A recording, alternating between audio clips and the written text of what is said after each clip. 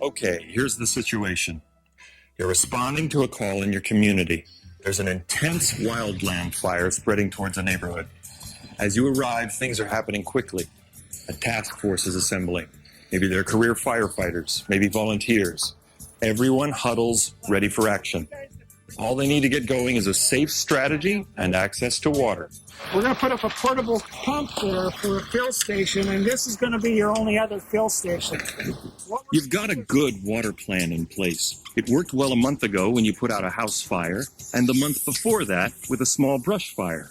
But this time, things are different. You've never faced a wildland fire like this before, not even close. Firebrands will soon be dropping, spot fires appearing. You'll be dealing with multiple exposures and a lot more fire than your water resources can put out. So, what do you do now? Good question. It's just the wrong time to ask it. No doubt your fire department has an area water plan. You may not have fire hydrants like in the city, but you do have a few engines and a water tender. If a home or a business catches on fire, you know where to get your water, how to transport it, and how to use it to extinguish the fire. For example, let's say that this is your town. If you have a stationary burning structure over here, you'd transport your water from, say, here. But what happens when you have an intense wildland incident like this one? Instead of a single burning structure, you've got a rapidly moving line of fire.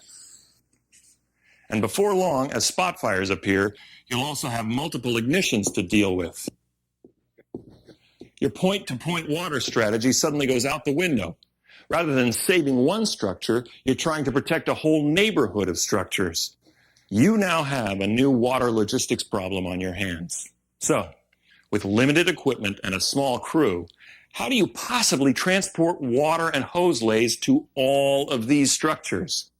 The answer is, you don't. Let's go back to our opening scenario. Okay, what I'd like to do is deploy the Forest Service 2 engines and the DNRC engine, the state of... As you recall, your task force is ready to move into action. You've assessed the situation. The fire over the ridge is uncontrollable, and you've got more structures than resources. So it's time to shift from an offensive strategy to a defensive one. What does that mean? It means that instead of trying to stop the fire, you're going to do your best to prepare these homes so that they'll withstand it. Then, just before the fire arrives, you're going to move to your safety zone and let the fire pass through.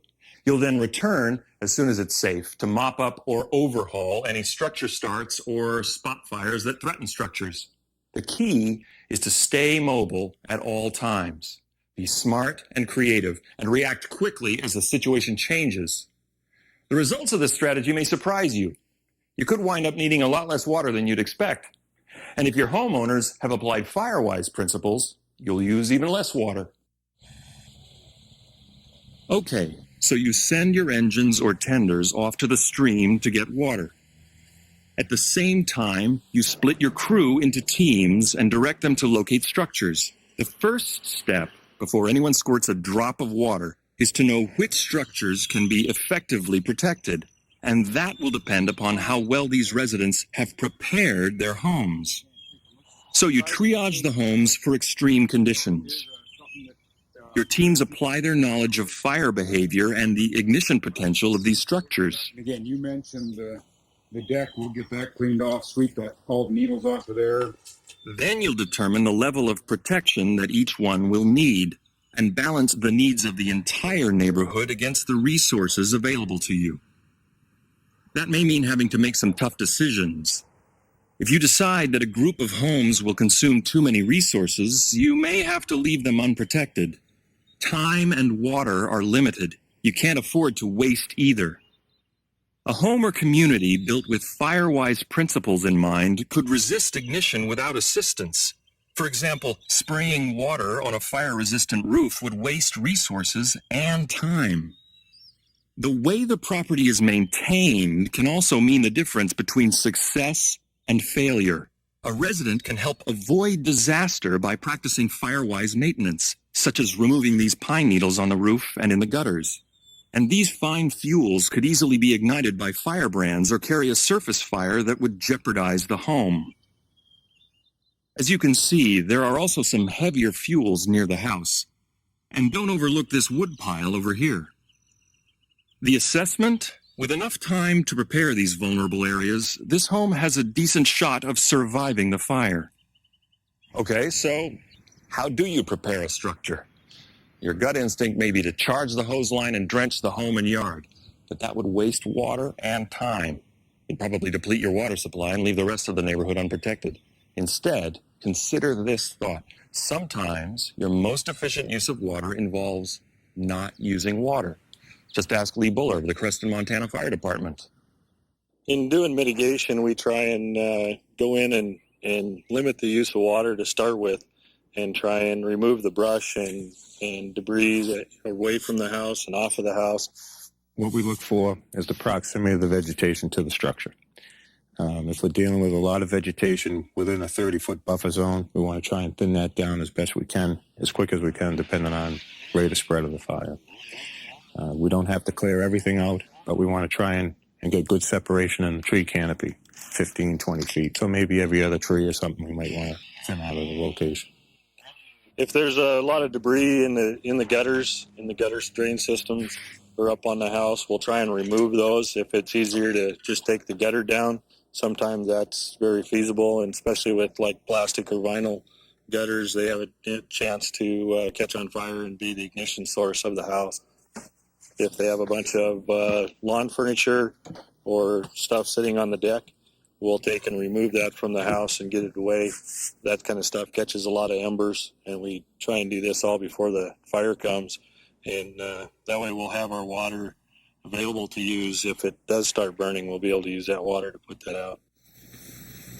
By removing some flammable vegetation, you'll both eliminate fuel and save your water for other uses. But this tactic only goes so far. You'll need water to wet dry vegetation in the yard and vulnerable parts of the house. Which means bringing out the big guns and soaking everything, right? Probably not.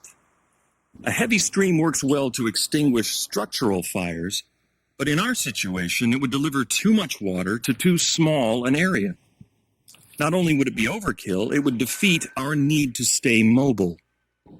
Imagine having to move these hoses from structure to structure. It'd take forever. You'd exhaust your crew. Plus, you'd waste water every time you disconnected and recharged.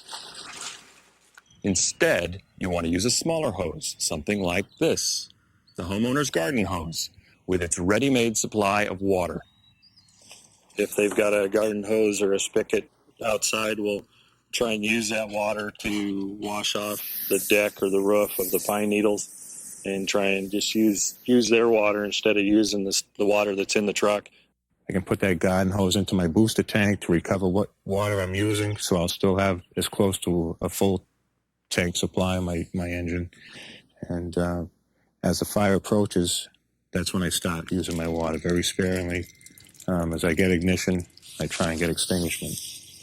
If it keeps you from having to go to the dump tank one time and you're able to stay there, it just helps you prolong your time before you have to leave that house to go get more water or have more people bring you water. And every little bit helps, so anytime you can save water, you try and look for that. Remember, we're thinking on our feet and staying mobile. A small hose with a spray nozzle works well on these fine fuels. You'll wet down a larger area faster than you would with a straight stream while consuming less water. You don't need to drench the entire yard or any green moist areas. Rather, you want to raise the moisture level of the dry fine fuels next to the home. Now, when it comes to dealing with heavy fuels, you'll have to alter your tactics a little.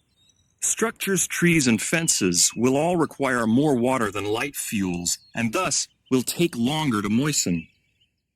If the fire approach is imminent, wet the side of the structure that will take the radiant heat exposure, and then spray any vulnerable places, such as the flammable inside corners and under decks.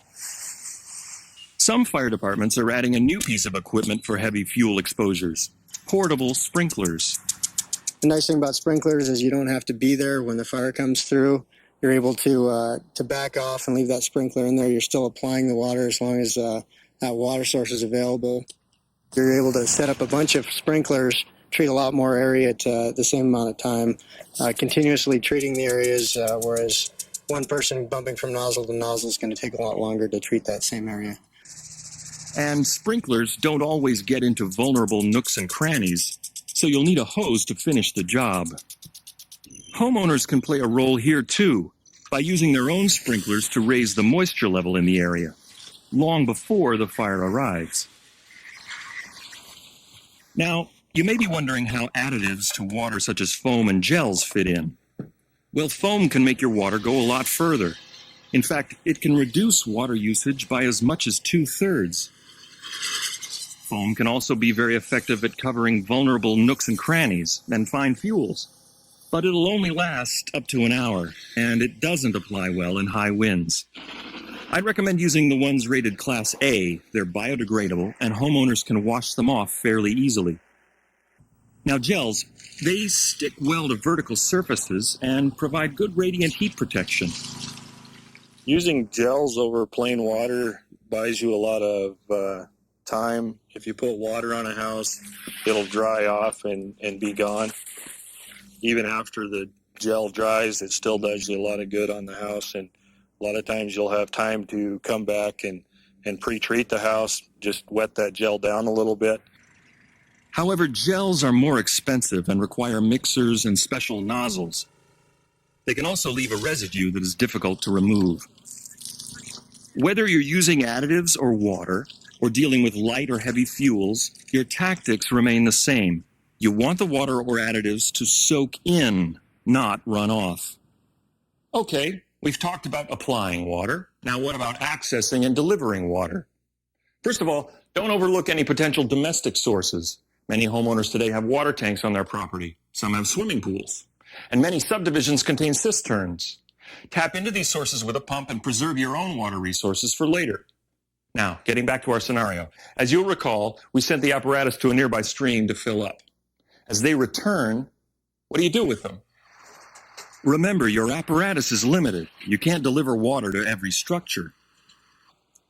So consider having your tenders dump their water in portable tanks. That will free them up to head back and refill.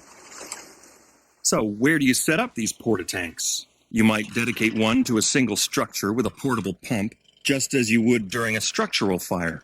You might also place another as a quick fill source at a road junction. That way engines can refill without going all the way back to the pond. The key is to think strategically about your resources. First, identify several water sources. If one gets cut off by the fire, you'll have a plan B or C to fall back on. Second, make sure your resources and equipment aren't in the path of the flames. That way they'll be protected when the fire front burns through.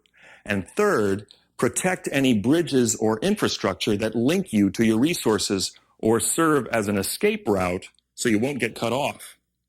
Now, we haven't talked about hydrants. Our scenario assumed we didn't have any. But what if your town does? You'll use them differently during a wildfire. You won't hook up your engine and pump as you do with structural fires. Think about it. If the fire suddenly flared up and you had to escape, you'd have to stop and detach your hoses first. Some departments have lost equipment and injured firefighters simply because they didn't have time to detach.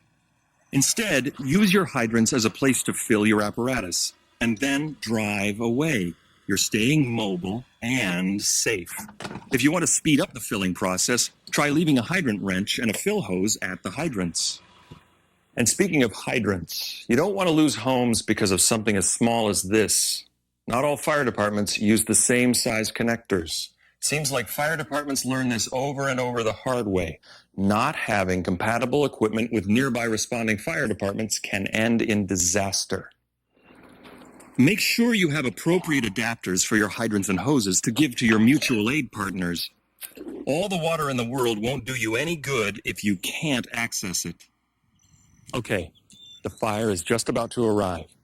Your teams have prepared the exposures around as many homes as possible. Their goal wasn't to prevent every ignition. It was to reduce each structure's risk so that it won't become involved as the fire front passes through.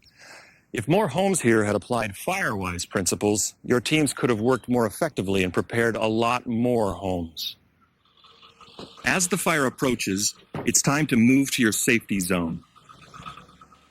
If your safety zone is located within the neighborhood, you can still use this time to extinguish spot fires that threaten structures.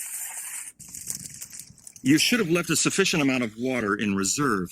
You won't need a lot to put out a spot fire. Even a shovel full of dirt could do the trick. Make your reserve last. Don't use your water without first assessing the situation. Now, if you're waiting in a safety zone outside the neighborhood, take this time to reorganize and plan your reentry. Refill your apparatus and decide which engines will go to which areas. Once the fire front has passed through the neighborhood, reenter quickly as soon as it's safe. Once you're back in, you'll shift from defensive to offensive mode. It's time to put out and overhaul any structure ignitions or spot fires that endanger structures. Send some of your crew to check out the neighborhood. Concentrate on structures first. Prioritize. Some homes may need immediate attention. Others may be so involved that you couldn't save them no matter how much water you have. But at the same time, remember that not all fires present an imminent danger to structures. At this point, a backpack pump may be your best water delivery device. It will extinguish most small ignitions and permit your crews to cover a lot of ground quickly. Walk around the entire structure. Check any place that embers might collect and ignite it if left unattended. You might designate an engine to patrol the neighborhood and resupply the hand crews. Take the time to check on foot. Drive-by checks can overlook a small start and cause you to lose a home. It's happened many times. It's really important to go back in and check out each structure after the fire's passed through. There are three of them. Got one, main one right here, and this one. There can be any number of things, duff or heavier fuels that still have some kind of fire in them that could spread back into a structure. Firebrands and embers will hide themselves into the most unbelievable locations in and around the structure. So hours after you leave that structure doing structural protection, you may return and find that home has ignited. So you want to go back and really double check everything 2-3 times over a good long duration of time, 3, 4, 5, 6 hours, sometimes even 10 hours. You want to go back and return. The embers can get into some real crazy places, smolder a while, and then you got ignition and you got a problem if nobody's around. You're usually dealing with just a small spot fire. You're dealing with a handful of pine needles that are burning and a half a gallon of water will put that out. Whereas if you wait for 15, 20 minutes, you're going to be looking at 2 or 3 trucks to actually put that out. It's going to be a whole lot more of a problem. A successful operation begins long before a wildland fire arrives. The residents in your community play a crucial role in your effectiveness. By applying basic Firewise principles, they can make the difference between your success and a disaster. Success also requires a new way of thinking. As we've seen in the scenario, how you get your water matters less than how you use it. And being mobile and thinking on your feet matters more than how much water you have. Because a dozen tenders filled to the brim might not do as much to save a home as one well